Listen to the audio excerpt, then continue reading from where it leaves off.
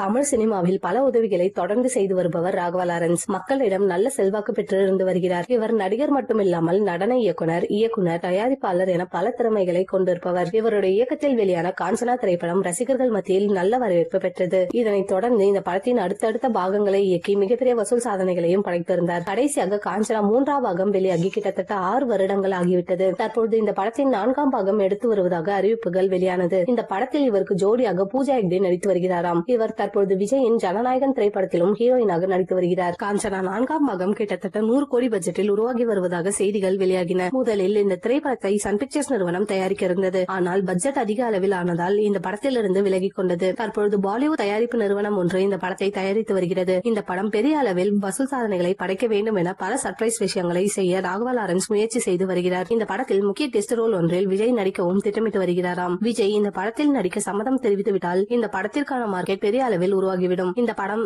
அனைத்து தரப்பு ரசிகர்களும் கொண்டாடும் விதமாக இருக்கும் என்பதால் விஜய் நடிக்க வாய்ப்புள்ளதாக கூறப்படுகிறது. விஜய் மற்றும் ராகவா லாரன்ஸ் நீண்ட வருடங்களாக நெருங்கிய நண்பர்களாக இருந்து வருகின்றனர். சினிமா விட்டு முழுமையாக விலக இருக்கும் விஜய் ஒரு சில படங்களின் கெஸ்ட் ரோலில் நடிக்க வைக்க வாய்ப்பு இருக்கிறது. காஞ்சனா 4ஆம் பாகத்தில் விஜய் கெஸ்ட் ரோலில் நடிக்க இருப்பது உறுதியானால் ரசிகர்களுக்கு மிகப்பெரிய கொண்டாட்டம் தான்.